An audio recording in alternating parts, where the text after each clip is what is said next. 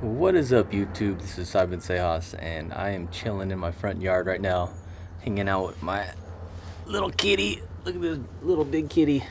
What's up, Charlie? I've had this guy for a long time. How long have you been around? He's 7 years old now. I was supposed to take him into the vet, but didn't get a chance to take him today. Probably take him tomorrow.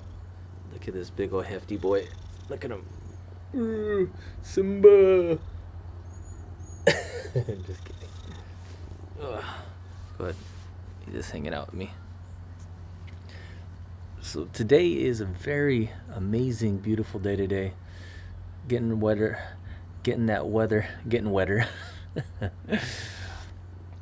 Getting ready for this beautiful springtime weather.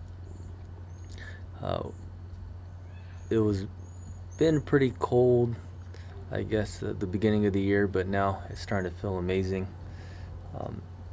It's super nice outside right now. But right now I am filming with my Canon Xha1-S, and it's, what am I doing? I'm filming in AV mode. I have the f-stop at 5.6 and just letting the camera do its thing. I'm recording everything with ECM XM1 short shotgun mic plugged into XLR port number 1. And yeah, I have everything rigged up right now to my Focus Enhancements DT recorder. It's a FS, let me see. It's a FS4 Pro HD. I've had this direct to edit recorder for quite some time now. I usually had used it with my Xha1, which I have inside the house, but now I'm just going to use the Xha1 with the tape and using that rig for getting my fisheye shots for my skateboarding, and I'll be using my Xha1-S for long angle using this external hard drive and the DT recorder. So the way this DT recorder works is it works through a 6-pin firewire coming out of the body and then plugged into the DT recorder, with it also having a 6-pin firewire. So everything is being recorded through the HDV format or process, but not having to use the tape is pretty awesome. And I got everything powered with a smaller little 3000 milliamp Canon battery, which I just picked up the other day, which is pretty awesome. It's always awesome to go online and go on OfferUp or Let Go and look for accessories and stuff that people might be getting rid of. This camera is quite a few years old, but it still works very, very well. And I was fortunate enough to find someone selling the Canon DC coupler along with a Canon 4500 milliamp battery, as well as the 3000 milliamp battery, all for 30 bucks, and also the little charging brick. So I got to negotiating with the guy, and he ended up I asked him if he's willing to take 20 for it, and he said yeah. Then we got talking a little bit, and he said that he had gotten it from his dad and he didn't have no use for it. There was no cameras for him to plug it into or anything like that. And so I had asked him to charge the battery for me before I got to the large one, just so I could at least test that one. So I brought my Xha1 with me because I was going to go skateboarding and filming over at Bus Line, and the guy happened to be not too far away from the area. So I told him, I was like, well, I'm halfway, I'm pretty far away, a ways from you, because you're on the clear across the other side of town. I was like, would you take 15 for it? I was thinking, well, maybe we'll see if he goes for it. So he said, yeah, I'll take 15. He goes, I don't have no use for it. It's just sitting around collecting dust pretty much. So I head over there he has pretty much all the accessories together, and I pop in both batteries and they seem like they're working, but I'm not sure if they're holding charge or not. I get the DC coupler, it looks okay, and I get the power brick, but there's no cord to it to be able to supply power to charge the batteries or even to use the DC coupler. So I asked him, I was like, where's the cord, dude? And he's like, oh, I don't know where it's at.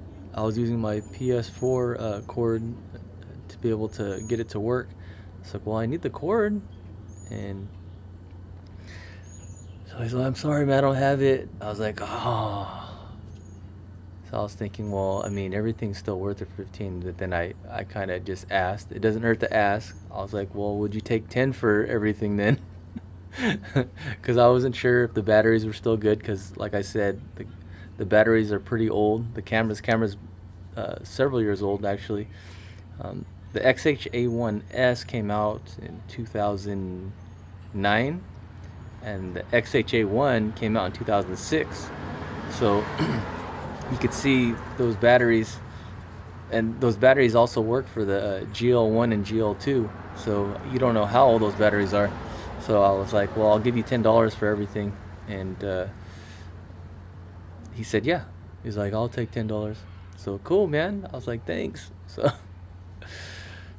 end up getting a large battery, small battery, DC coupler, and a little power brick without the cord. But I have 3 other power bricks here at the house, which is pretty awesome.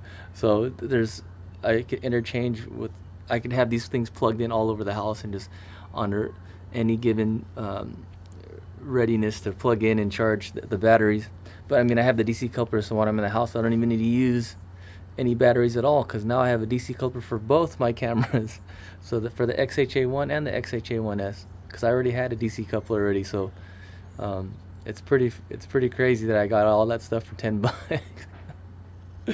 But yeah, I'm trying to use my Xha1-S or even the Xha1 more for vlogging situations.